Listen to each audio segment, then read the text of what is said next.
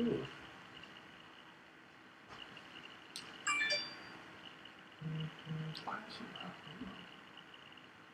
Country Club Walmart's going to shut down. Yep, so is the Sam's Club.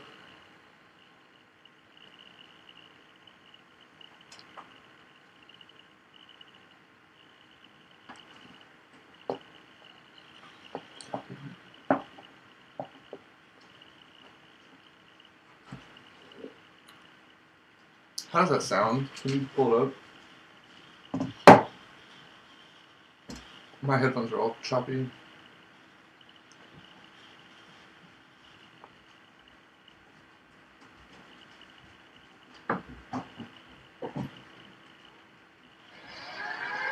Okay, that sounds good. You are now listening to Sports Talk.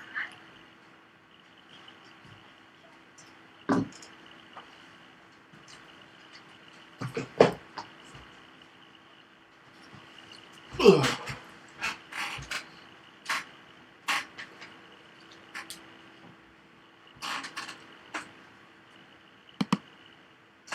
Let's open with that Republic thing. What's that? Open with that Republic thing. Yeah. We're on 236. 235. Go. Well, good morning. It's 9 o'clock somewhere, or it was 9 o'clock somewhere. It's now 9 something or other. And we're right on time. It's 9:16. There, is it really? That should be our new starting time. 9:16. There you go. I like that. We'd probably come in at 9:22. That's right. So, hi, I'm Coach Greg, Greg Verosa, and this is the artist formerly known as Mr. Chief, and is now That's right. stopped being Fat Greg. That's right.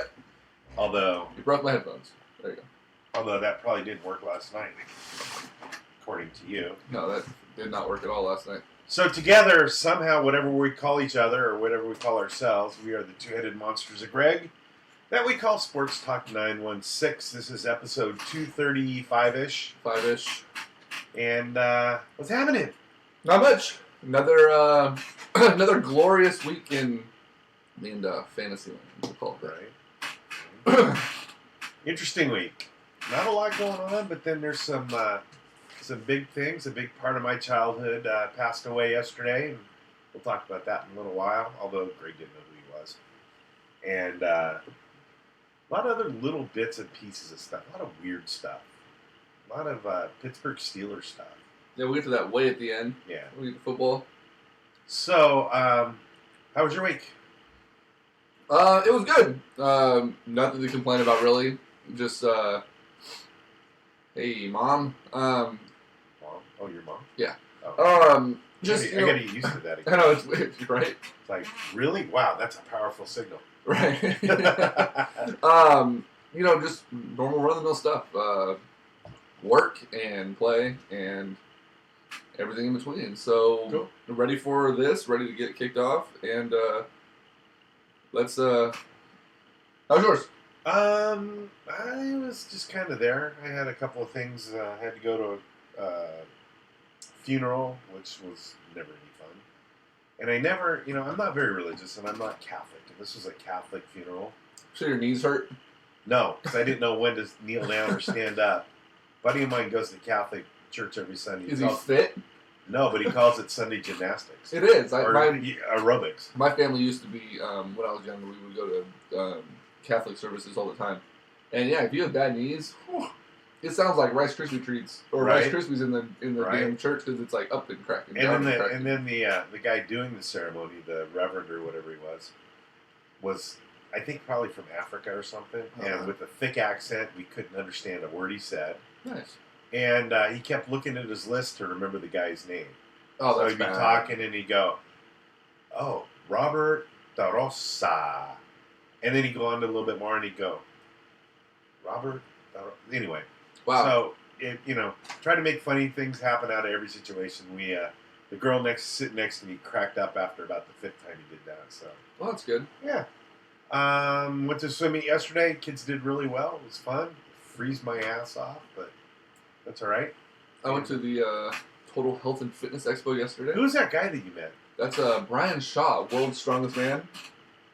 Is he one of those guys that like throws kegs of beer over? He does his the World Strongman competitions. They're actually doing that. They're actually doing that today. Here in town at the Fit Expo. Are they really? He's coming out of retirement, and he brought a couple of his big guys with him, and they're going to do a demo today. So I'm actually going to be going back today after this. That sounds cool. But that motherfucker made me look.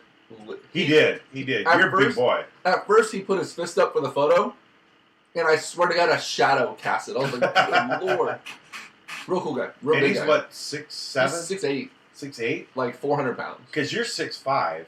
You're a good 6'5". Yeah. And the picture that you showed made you look like you were tiny. Yeah, it was ridiculous. I'd look like I need to hook up with this dude just to get my picture taken with him. Right? Make me look like a minion. Yeah, it was ridiculous. Like my buddy Art took the first photo and then had to back up to get him fully in the frame. So absolutely crazy. So let's go ahead and start the show with something local.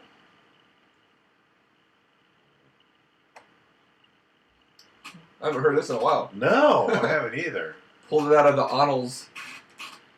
So, read this morning, I couldn't find, I looked for the article on the Bee, but according to Jim Crandall, one of my favorite people on. Yeah, you know, he's not one of mine either, but he does have some good content when he posts on Facebook. So yeah, because it's other people's content. Well, yeah. So, according to Jim Crandall, which I'll credit him for, and he credited the Bee, which I can't find the story, we might be in for deja vu all over again.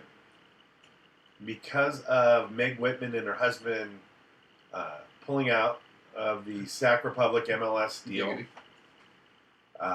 they need some money in order to finish the stadium. So it looks like they might be coming after public funds. Are we ready to go through this all over again? And do you think the fight is going to be as strong as it was with the Kings? I don't think it is, but do you think there's going to be enough support to garner public funds to build the Rail Yards soccer stadium? So, I'm not even worried about it being, as supported as the Kings was necessarily. My question is, do they have enough time? Because MLS wants to move on this. They don't want to be waiting 6-7 months, whatever it may take for this. I wasn't aware that the stadium portion of it was in jeopardy. I thought that money was already taken care of and fine because Jed York's money is still involved in that. I always thought that Whitman's money was more of a sweetener for the operational side of the franchise. That's what I thought too. But needless to say, I mean, money is money. Money is needed from top to bottom, left to right. I wonder if, because public money is going to be, one, very hard to come by, because, what are they going to do? Are they going to do more parking monetization from the lots that they build? Because that's what they did for the Kings. They didn't really take any true public money in the sense that most stadiums take. Right. Taxes or whatever it may be. What's up, Brooks? So, where are they going to draw money from? Are they going to, like I said, monetize parking? Are they going to increase a fee on public transportation? Like, what are they going to do? Because, to be real, if they continue to fix light rail and public transportation in town, the fees on that can afford to go up. They're dirt cheap. You could ride light rail all day long for $3. So bump that up to $5. You make $2 per barn bomb. And you're good to go. So, that'll be interesting. I'm a little bit concerned for that, simply for the fact that they're in the 11th hour. Like, they're already up against it by MLS expanding the time frame in which they're going to choose their second expansion team as it is. Well, maybe they've decided to look at the next time they expand, which should be next year. Maybe. Yeah, maybe they're going to say, hey, you know what, we need another year to get our shit together. Yeah, we're sorry, we're not. So I looked for the article and I couldn't find it. Here's the story that Crandall posted on Facebook this morning, and I'm going to cut in the middle of it here. Fox 40 was the first to report on the possible financial challenges facing the Republic in its bid for the MLS team. When billionaires when billionaire Meg Whitman and her husband dropped out as investors, Republic FC was left short of the money necessary to convince the MLS should be an expansion destination. The franchise cannot find another deep-pocketed investor to fill the gap. The only chance of bringing top-level pro soccer here is probably, public money. After a long, contentious debate, the Golden One Center is built with the help of sizable public subsidy. Now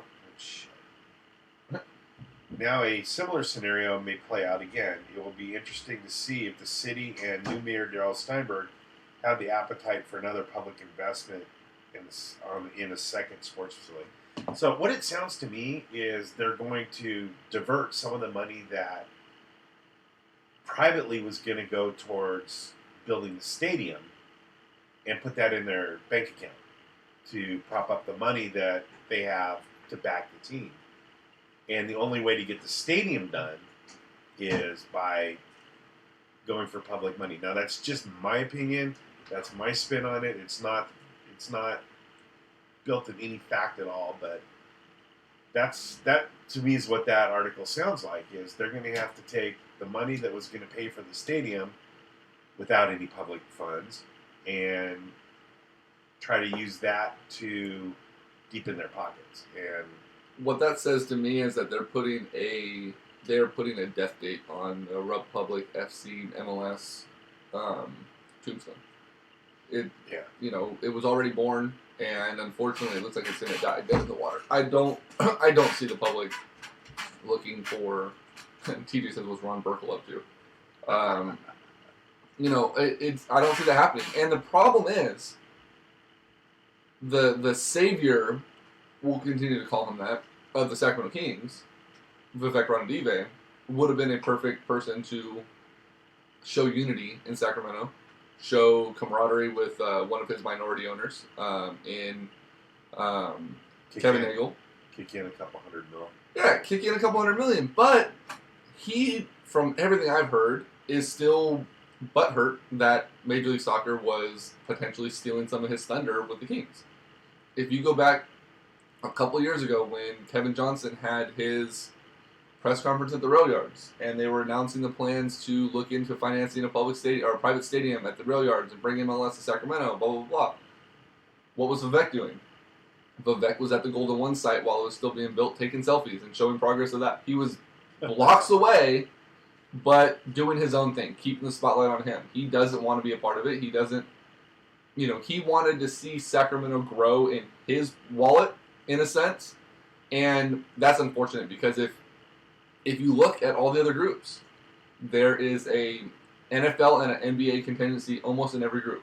The Detroit group has Dan Gilbert, who obviously is the owner of the Cavs, and then they have their ownership group for the Detroit soccer team. If you look at the Nashville team, they have their ownership group, and then they have the ownership group of the Minnesota Vikings. The 49ers are a part of the Republic FC, in a sense. There's a dropout clause somewhere in there where Jed York falls off at some point. He's not in it until the end. But if you have the Sacramento Kings, who arguably are one of the fastest expanding, for lack of better terms, franchises right now in professional sports based on monetary value, just based on Golden One Center alone, right? That is that sexy money that we talked about. But a minority owner of the Sacramento Kings is not as nice as the CEO and chairman of the Sacramento Kings. Right. So, I don't know who has to go in and tickle Vivek's butthole to get him on board, but I think Kevin Nagel should be hiring a tickler because something needs to happen, and I just don't know that it's going to happen properly for...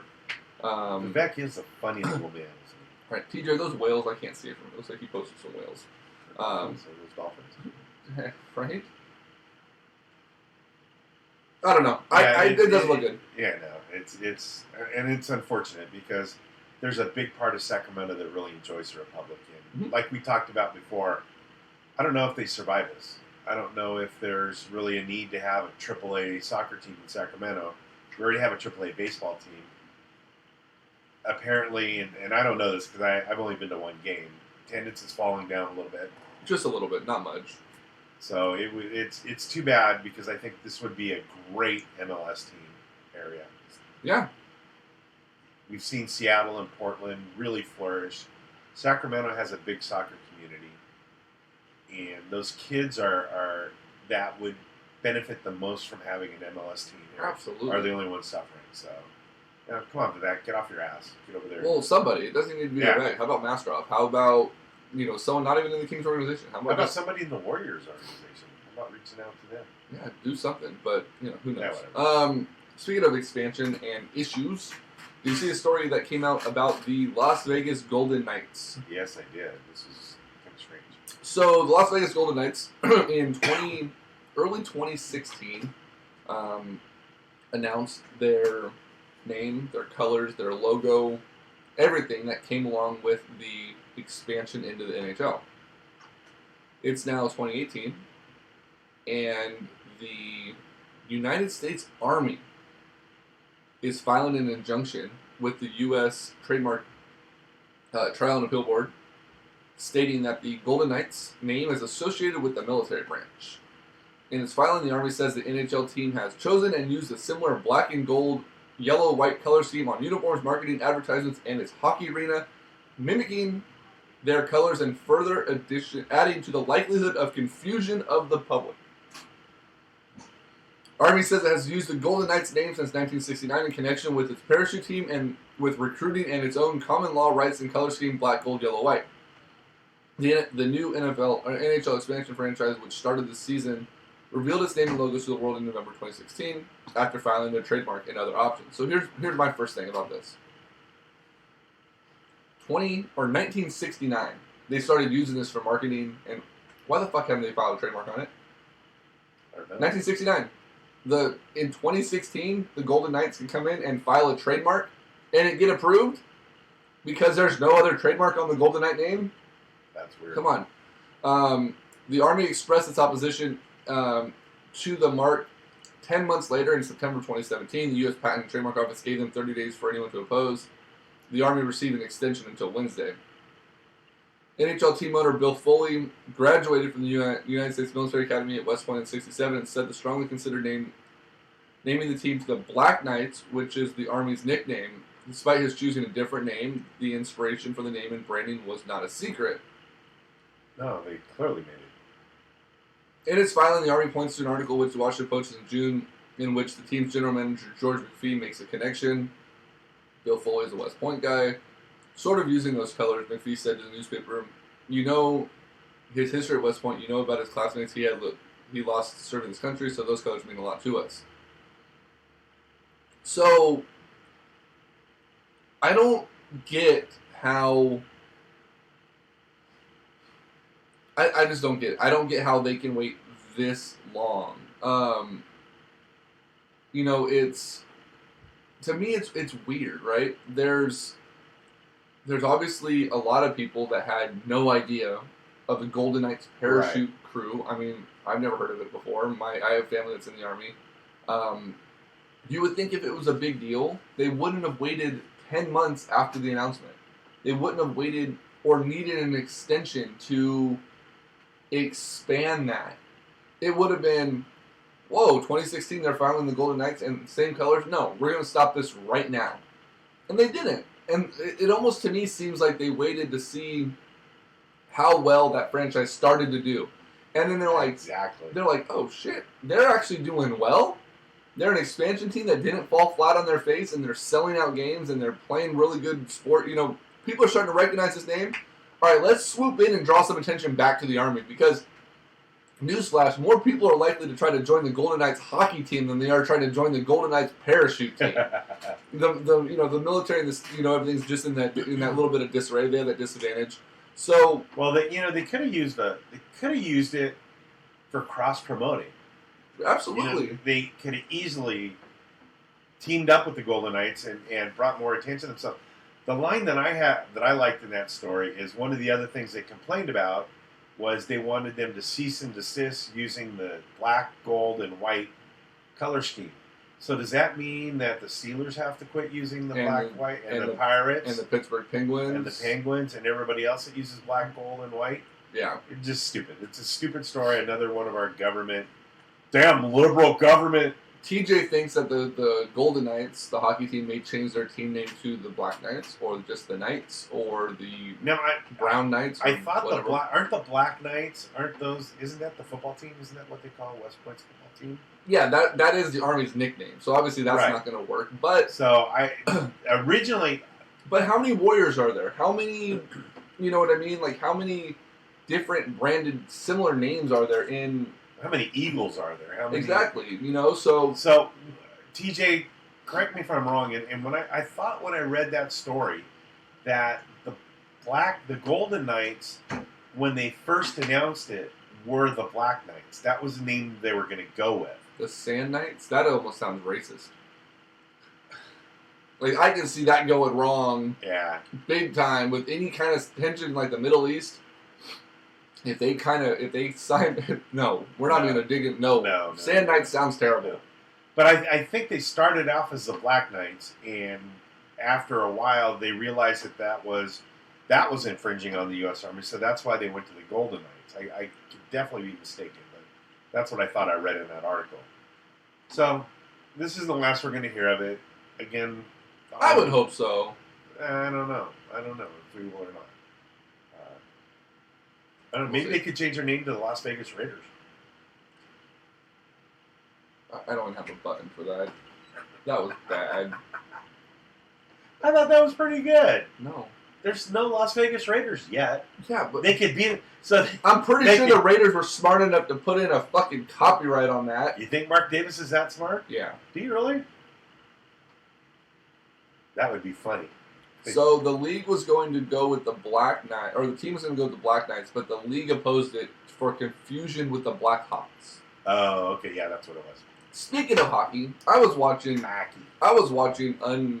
unbeknownst to myself last night, the Sharks and the Coyotes game, which ended up being a really good game. The Sharks were up like 4-1, and they ended up losing their lead in the third period and going to overtime and winning 6-5.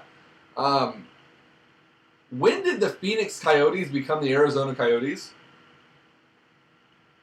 Because on the Sharks broadcast last night, in their scoreboard boxes, it was SJ versus ARI. I never heard anything about a city affiliation change. So TJ, being the sports geek that he is, 2015, 2016. Holy shit, it's been that long since they made that change. I had no idea. Only thing I ever heard about the Coyotes was they're going to be leaving. They're going to be leaving. No one wants them. Bring them to Sacramento. Whatever the. And Wayne Gretzky was part of the ownership, or was a gentleman. Something like that. But so there you go. The Sharks beat the Arizona. 2014, 2015. Okay, it's even worse. Wow. We're way out of touch with hockey. Interesting. All right, let's get to something that's going to boil our blood a little bit. What if I told you? What if I told you that the 2010, 11, 12, 13, 14 San Francisco Giants were built by one of the best, if not arguably the best, general managers in all of baseball, Brian Saban. Yes. And he built a team of essential nobodies, misfits, that had the camaraderie and the connection and the love affair with each other to bond together and overcome insurmountable odds multiple times in those runs. You sounded like they had a plane crash and came back and won a World Series. They lost a couple of games, and they were against the wall 3 times in 2012, facing elimination to do something that was never done before. That was true. And then Sabian decides, I'm getting a little too old for this. I'm getting a little tired of the rigors of the general manager. Too much travel. So I'm going to take a front office role, and I'm going to be the advisor to the general manager, and I'm going to promote the talented, the wonderful, my apprentice in a sense, Bobby Evans, to be general manager. And what if I told you that Bobby Evans, bottom right corner. What if I told you, make it louder, there we go. What if I told you Bobby Evans, arguably, is one of the worst, incapable incoherent general managers But he sounds good on radio. That the San Francisco Giants. I heard the end of an interview with him the other day. He sounds like a genius. He sounds great on radio. But he doesn't know how to build a baseball team. No. Bobby Evans is not cool enough to sit at my lunch table right now. What's funny is, Greg and I... No, you weren't there. Were you there? Were we met Sigmund? Yeah. Oh, no. We saw him. You met him. Yeah, went up there and met him. I wouldn't have taken time to bug Bobby Evans. Bobby Evans is at it again, Giants fans. And it's really starting to wear thin on a lot of us. He was all in on Giancarlo Stanton, which I was good with. It showed that he had cojones again, right? He maybe figured it out that he needs to build this team properly. Right. And that doesn't work out. And all of a sudden he wakes up from this dream that he had and goes, we're not going over the luxury tax. We were all in on Stanton. If we went over, that was fine, but we're not going to go crazy on the luxury tax. We're not going to sign a person that's got draft pick complications or implications. We're not going to, anyone that has a QO, we're not going after it. It's qualifying offer. We're gonna play it smart. And then instead of going out and signing, I don't know, a younger, more power hitting, I won't say better looking because the guy we got is one of baseball's darlings. I never noticed. Instead of going out and getting a third baseman of the future, like I believe a 28-year-old Mike Moustakas out of Kansas City. Adam, you haven't missed anything yet. We're getting to football here in a minute. He goes out and trades for Evan Longoria. Now, I'm not mad about the trade. It's going to be a decent move. It'll be a good piece for the Giants for the next couple years. But it comes with a $71 million contract price tag that the Rays had already given Longoria a couple years ago. And gives up Christian Arroyo, who, it's way too early to tell what we have with Arroyo, or had with Arroyo. But he's stockpiling now third baseman in Tampa that had promise. Matt Duffy's there. Now Christian Arroyo's there. They're stockpiling ex-Giants infielders that have promise. Yeah. Now, there was a lot of speculation. We talked about it on this show multiple times that the Giants not only were in on Jay Bruce, but Jay Bruce wanted to be a San Francisco Giant. There was mutual interest. His manager or his agent went as far as to go on KMBR and publicly announce that his client wanted to be a San Francisco Giant. So, what do? They make an offer to Jay Bruce. In true Bobby Evans fashion. So the Giants have decent money to spend. They have a little bit of room under the cap. And they offer Jay Bruce a contract. Well, Jay Bruce signs a contract to return to the New York Mets. 3 years, $39 million. Comes out about a week later that Bobby Evans' contract offer was 3 years, $29 million. Because the Giants couldn't have went to that agent who publicly expressed interest in your team and said, if we offer $329, are we going to be close? Or what is your offer from the, you can ask that. It's public information, right? Absolutely. What is your offer? Oh, it's $10 million more over 3 years, so $3.25 million a season. You couldn't at least fucking match the offer and let Bruce decide how much he really wanted to play in San Francisco over New York? Obviously, there wasn't any other competition since he went back to the fucking Mets of all teams to go play for. He went for the Mets. So there's that. Then there was rumors that the Giants may be still looking at Lorenzo Cain. Well, we can count that out because they're going to have to pay more than $8 million more to him. They have been rumors that JD Martinez is still on the Giants' radar. Well, that's not going to happen. They're going to have to pay him more than $10 million a year. They're still in talks for Andrew McCutchen, which I'm okay with, right? He's older. He's 32. His offense or his defense is declining a little bit, but I'm sure he'll bounce back. new life, new stadium, new franchise, new life. He'll still be a good serviceable outfielder. He hit 28 home runs last year, so I'm hoping that deal still gets made. But we're almost 2 full months removed from winter meetings, and I know you said this last week. Not a lot of teams have made moves anywhere, but not a lot of teams are in the same state of disarray that the San Francisco Giants are in. The Giants should be pouncing on this dull moment right now. No one's making moves. Start throwing money around like crazy, or at least start throwing the phone around, getting your numbers out there. Like, what the hell is going on? It doesn't make any sense yet.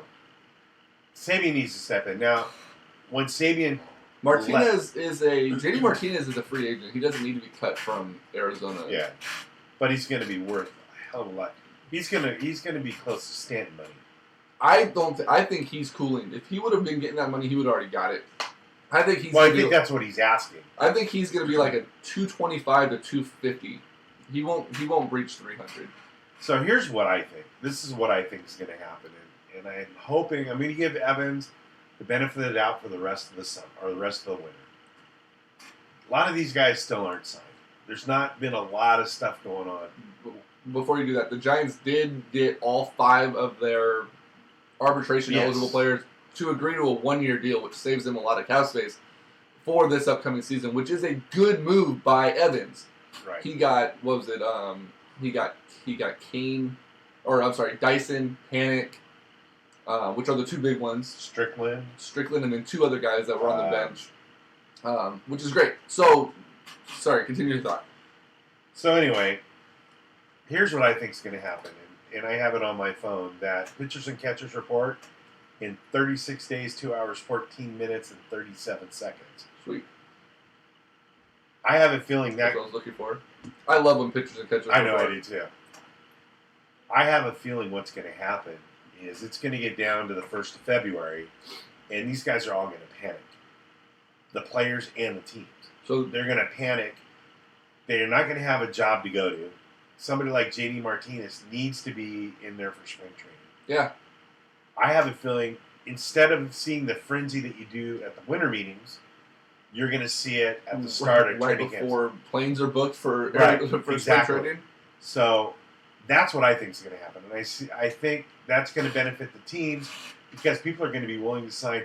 I have a feeling... I agree, Pat. I can't wait for baseball. I have a feeling what you're going to see is a shitload of 1-year contracts. Yes. I just think that all these guys are going to be desperate to play. And that's smart. Oh, absolutely. For both ways. Well, and both ways. Yeah, like you said, they're going to want to play. They're going to want to play.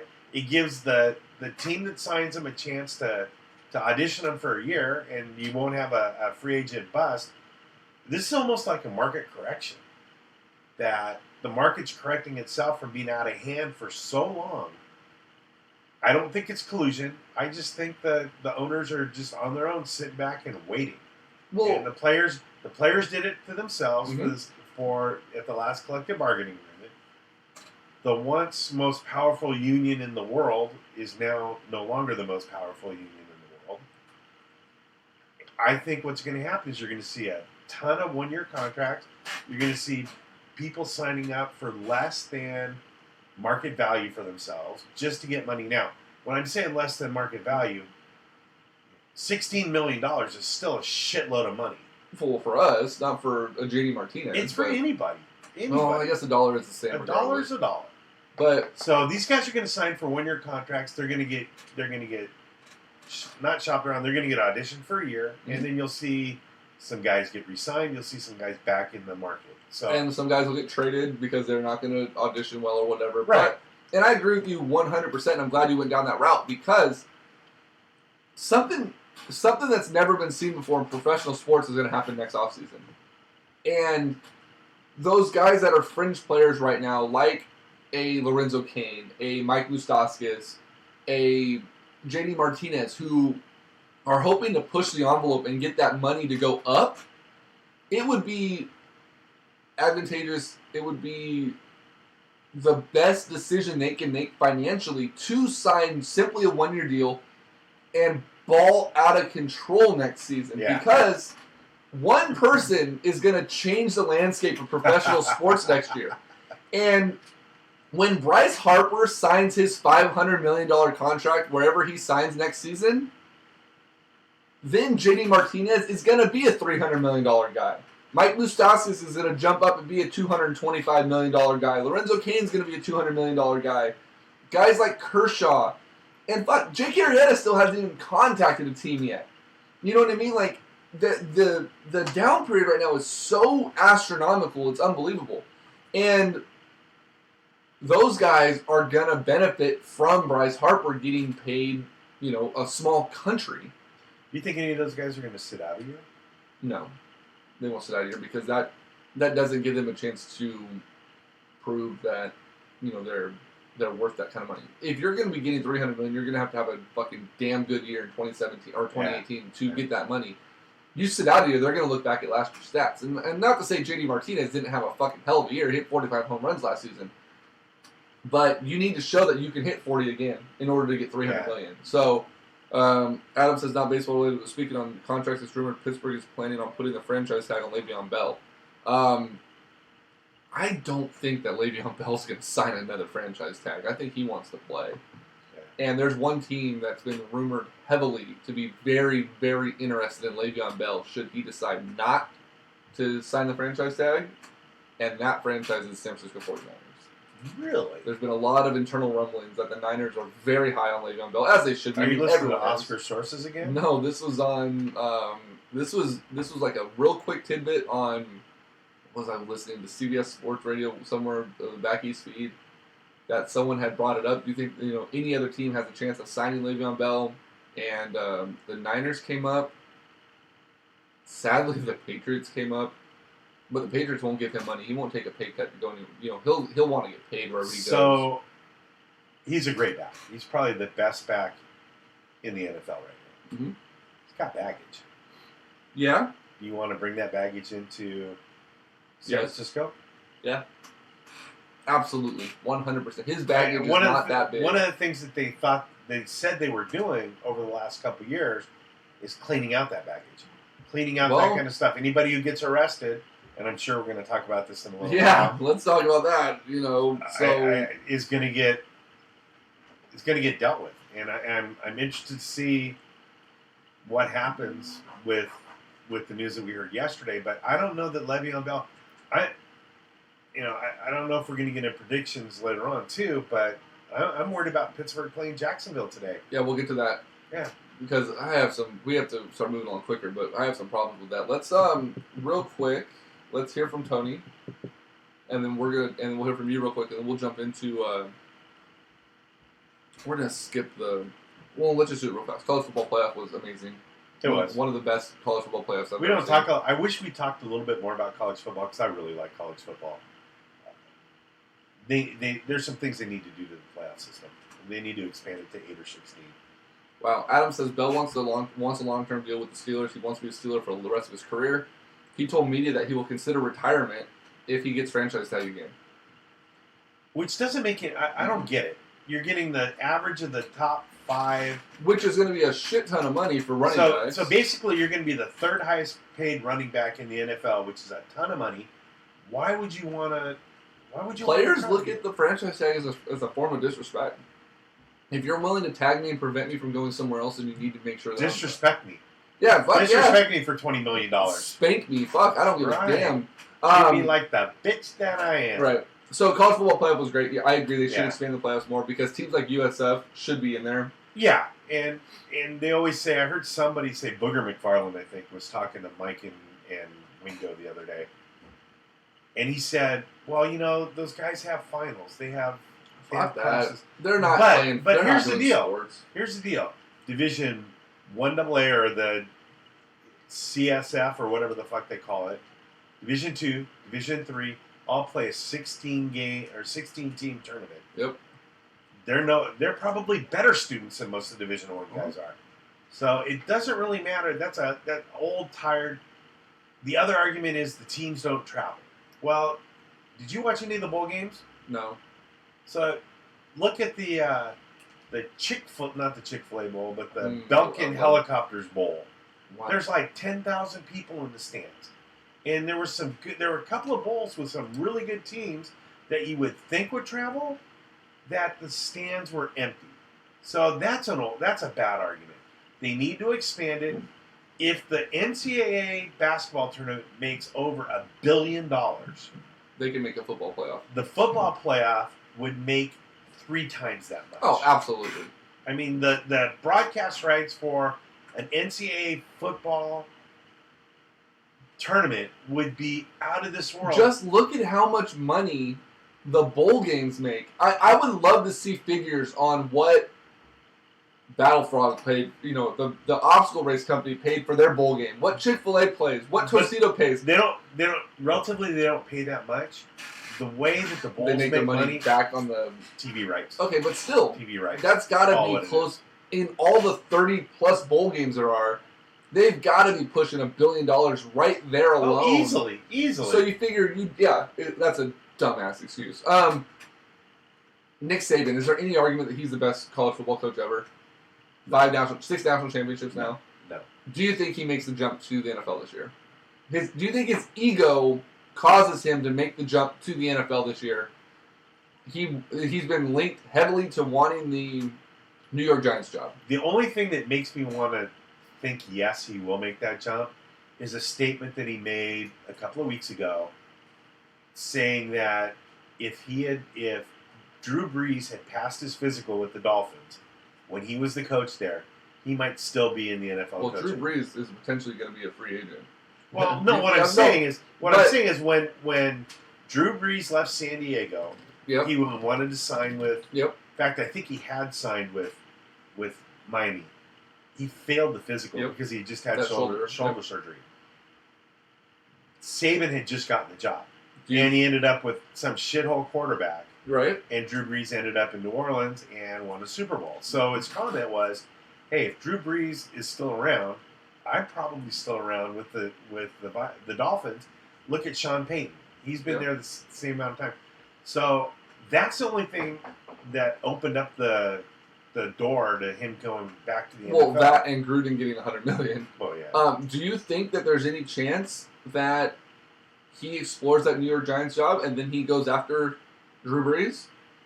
Says, hey, you know what? Let's do what we didn't get to do in Miami.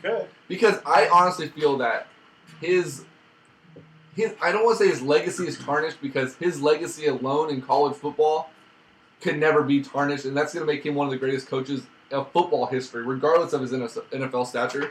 But I think that he wholeheartedly regrets the way things went down in Miami. He literally, until he won all these national championships with Alabama, he did put a black eye on his coaching pedigree. Now, that's since healed. I mean, people have forgotten about it. Exactly. So I think there's one last thing, and that's to be successful in the NFL. A lot like what Pete Carroll did. He came back, and he proved that he's still a good coach.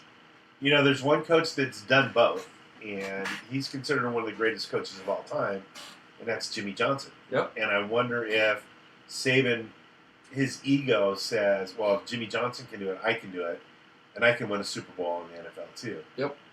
He might be the greatest college football coach ever. He's got the biggest ego of any coach ever. I think he makes Belichick look like a party boy. Yep. The dude is just full of himself. Yep. So, I don't know. All right, let's do these commercials real quick. We have 18 minutes to knock out football. God, for not having any content. Doing pretty good. Right?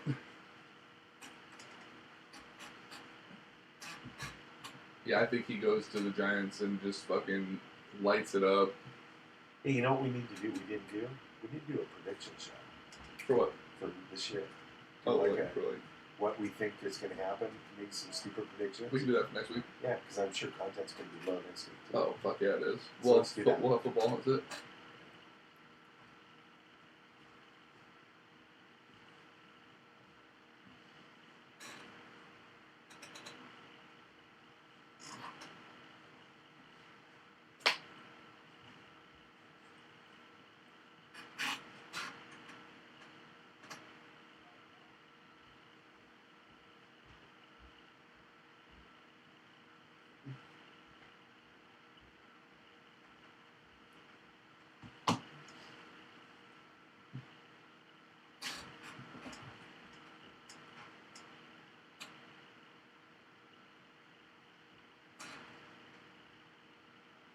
All right. Let's talk NFL. So, real quick, you mentioned culture change, trying to get rid of all these problems and whatnot. Reuben Foster got arrested in Alabama over the weekend. What an idiot. Second level, whatever they called it, Misdemeanor. I don't know. possession of marijuana. Someone had said on the radio that there's one state in the entire country that you don't want to get busted with pot, and that's Alabama. So of course he did. So the Niners obviously are doing their due diligence, they're investigating, we'll see what happens. But I'm gonna tell you right now, that's not a player that you cut ties with because of a culture issue. You give him a slap on the wrist and you deal with it. Boy, I don't know. I mean, I don't want to see him cut either, but they've done it before. They've done it. Alden Smith was not a bad player. Alden Smith got like 8 chances though. So Yeah, you got to give Reuben Foster. He's a rookie. He's learning. Give him a penalty, like fine him, whatever it is, and you get him on the right track because he is going to be a special player in the NFL. And the Niners, you can't cut ties with him that quickly. NFL review. So we watched. Did you watch any football this weekend? No, I didn't get to see any of it.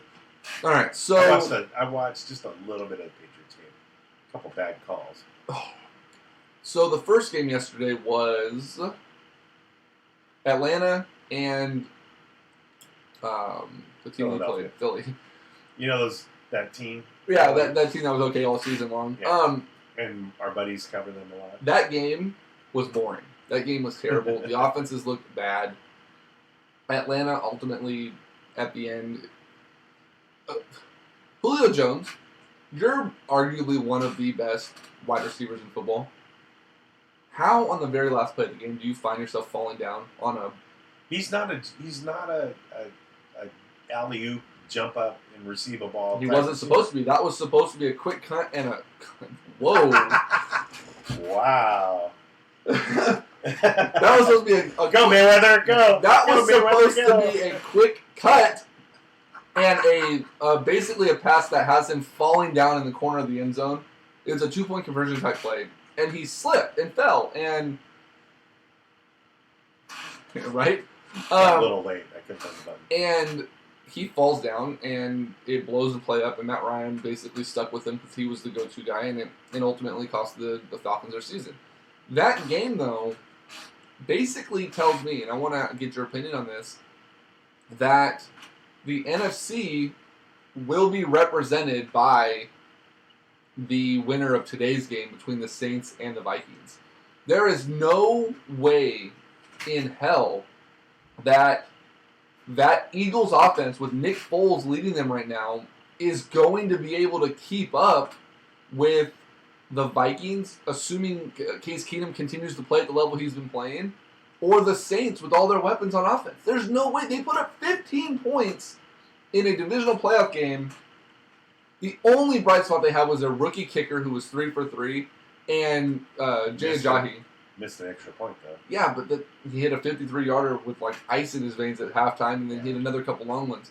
They don't compete with the Vikings or the Saints. There's no way, shape, or form that team is anything relevant of what they were without Carson Wentz on their. The only advantage Philly has is they're playing at home, and the weather may come into factor, but because we have 2 indoor teams playing each other today. If the weather comes into play and it snows during that game next week in Philly, I do give the edge to the Eagles regardless because Jay Ajayi is going to be a much better because the weather yesterday was pretty miserable. It was cold, but there was no snow on the ground.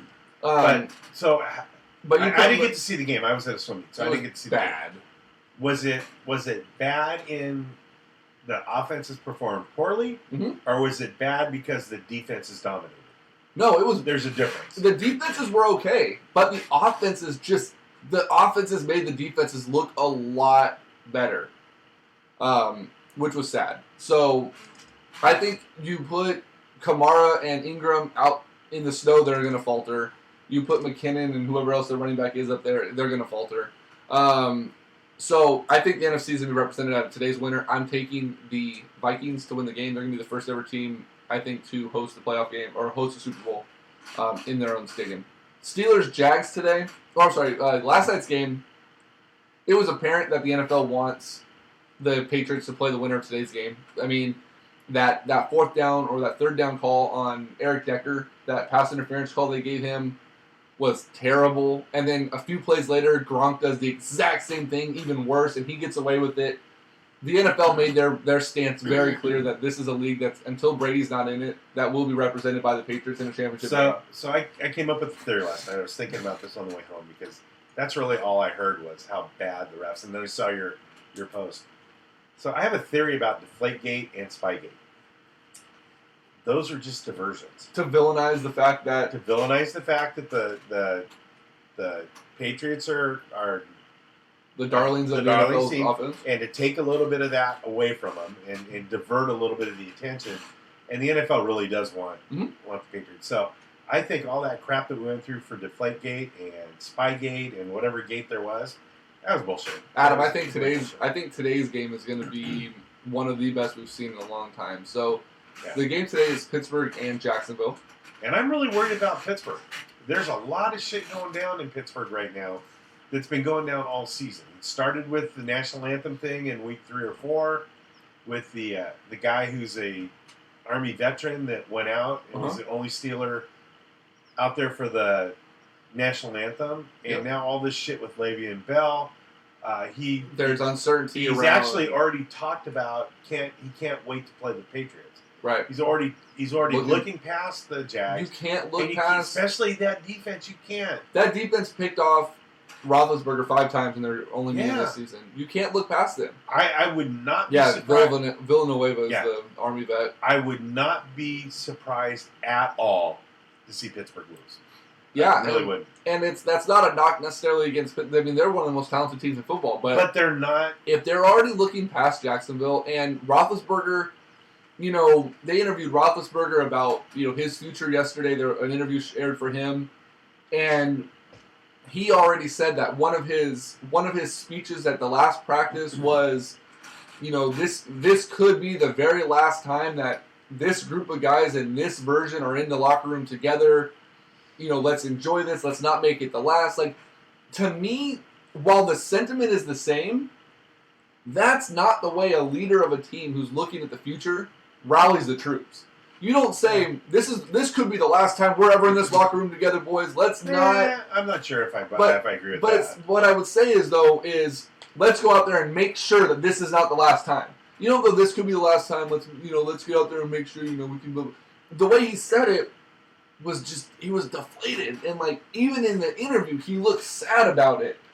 I think all this shit with Bell talking about his contract, talking about retirement, talking about money for next year, already this year, and then talking about looking past Jacksonville, I think that's got to weigh on him. And he's not a stupid dude. He knows what's going on.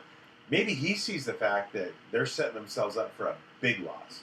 Yeah, and then Antonio Brown's ankle is still iffy. He's going to play today. He's going to play. I mean, you obviously are going to play this game, but his ankle's not 100%. And we talked about this before. Antonio Brown at 80% is still a top 3 wide receiver in the NFL. Even if they use him as a decoy, even if all he does is line up on the opposite side and run 10-yard outs all day long, they still are going to have. But here's the deal, though: if they realize that he's just a decoy, then that allows Jacksonville's defense to shift Jalen Ramsey off of him. But then you shift into the 80% of Antonio Brown. Doesn't matter, because what they'll do is they'll put their next best Yoku or whatever the hell his name is, who arguably is still one of the top CBs in the league. Right. And they'll just shade safety support over the top of him all day long in case he decides to go. But then at that point, you're putting your number 3 guy on Martavius Bryant because he hasn't proven to be a big threat yet. I mean, he's been too off and on. And you put Jalen Ramsey on Juju Smith-Schuster, and you take the rookie out of the game. You put a rookie in a game like this who, let's be real, he's not a traditional rookie. This kid is going to be a great wide receiver. But he's also got a fiery temper, too, and you could easily take him out of the game just by knocking him around a little bit. Yeah, and then you put Jalen Ramsey on him, and if you take him out of the game mentally, then you switch him back. The Steelers are going to have a bit of a problem. And then, like Tina just said, Jags' defense or offense already looking good so far. Blake Bortles has a lot to prove again. And, we've been really hard on Blake Bortles a lot.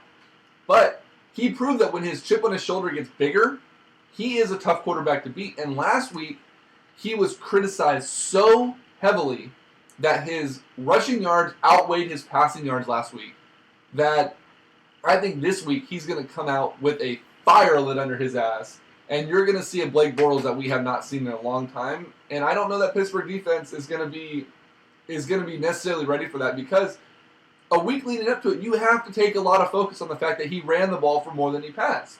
And if he comes out with the mentality that I'm going to light up this secondary and still have the option to run the ball, it's going to be a fun game to watch. I think the X factor is Leonard Fournette, who will allow God damn it, man. It'll allow Bortles to... One and the same, aren't they? No, I would take Bortles over Blaine Gabbert any time in the week. It'll allow him to be free-flowing in the pocket, and it's good. I think this is going to be a really good game. It's not going to be a blowout like I think it's going to be a low-scoring game. And I think Jacksonville takes it. I can see 17-14. I can see 17-10. Or does Jacksonville just drop a 40 spot? No. I don't think there's no way Jacksonville can outscore them like that. It's going to have to be a defensive battle. It could be an ugly game. But if the card that Pittsburgh has is Roethlisberger. I mean, but is Roethlisberger really in it? Because there's already talks that Roethlisberger's looking at retirement too, so he could already be looking past this game as well. This is going to be a fun game to watch. It's going to be fun to see what if the Steelers are truly looking past Jacksonville and preparing for New England, they are just as vulnerable of any team in the league to get a 40 spot dropped on them and basically shit the bed by halftime to be out of the game. Yeah. Because they have so many veterans on that team that they're going to be so strong-minded that I don't even know that Mike Tomlin, if they check out mentally at halftime, is going to be a good enough coach to bring those guys back. If they've already made up their mind that this season's over, they could be out of it. Now, on the flip side of that, they're a group of veterans that could be they could realize, what the fuck are we doing? We're the Steelers. We could put up 40 and a half. See, I think that's what on the defensive side, that's what they're going to do. They lost their captain, though. I mean, yeah, still, that's a rallying cry for that defense, though. You know what the other rallying cry is going to be, and I forgot to even mention it, is it Shazier? Uh-huh. Ryan Shazier, the linebacker that got hurt in that Cincinnati game. He was back at practice this week, right? And if he's at the game, that could be enough for the defense. Well, that's what I'm saying. That's their rallying cry. I don't know that the offense really lives up to that. Who knows? It's gonna be fun. Let's go watch some football. Well, hold on. Did you know there's going to be one 49er really rooting hard for the Patriots? Who's that? Jimmy G. Oh yeah. He makes $56,000 if they make the AFC Championship game. No, he makes $56,000 if they make the Super Bowl. Okay. Makes another $56,000 if they win it. If they win it. And he gets a ring. Nice. So there'll be one person in San Francisco rooting for the Patriots. Touchdown, Leonard Fournette. Jaguars score. Nice. Told you he's gonna be the X factor today. What's your predictions today? I'm going Jacksonville, New Orleans. I'm going Jacksonville, Minnesota. There you have it. We will be back next week. If you missed the full show in its entirety, you can catch it on Wildfire Radio. 3 o'clock Eastern on Tuesday. They scored on 4th and goal. For Greg Veroza, I am Greg Bowl. We will see y'all next week. Night, Larry. Hello.